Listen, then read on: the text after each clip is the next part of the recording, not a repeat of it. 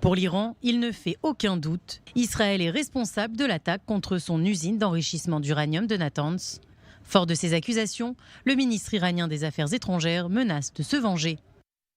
Les sionistes veulent se venger du peuple iranien pour son succès dans la levée des sanctions oppressives. Mais nous ne le permettrons pas et nous nous vengerons des sionistes. Il faudra 9 mois pour reprendre la production d'uranium sur le site nucléaire de Natanz. C'est ce qu'ont affirmé des sources au sein des services de renseignement israéliens et américains au New York Times.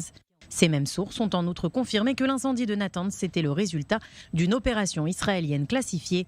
L'explosion a complètement détruit le système qui alimente en électricité les centrifugeuses d'enrichissement d'uranium sur le site. Un coup dur pour la capacité de l'Iran à enrichir l'uranium. L'incident s'est produit moins de 24 heures après la présentation en grande pompe de nouvelles centrifugeuses, IR5 et IR6, interdites par l'accord de Vienne de 2015. Des centrifugeuses 10 fois plus puissantes que les IR1 autorisées, elles, par l'accord. Les autorités iraniennes restent toutefois sur leur garde.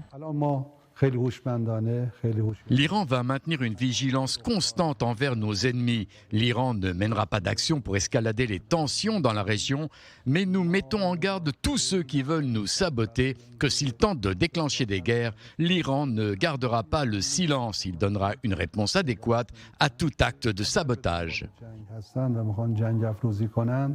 Cette cyberattaque intervient 9 mois après une mystérieuse explosion qui avait sérieusement endommagé cette même centrale nucléaire de Natanz. L'assassinat en novembre dernier de Mohsen Farizadeh, le chef du programme nucléaire militaire iranien, également attribué à Israël, et la récente attaque d'un navire iranien en mer Rouge. L'incident sur le site nucléaire iranien a eu lieu alors que le secrétaire d'État à la Défense, Lloyd Austin, est en visite officielle en Israël.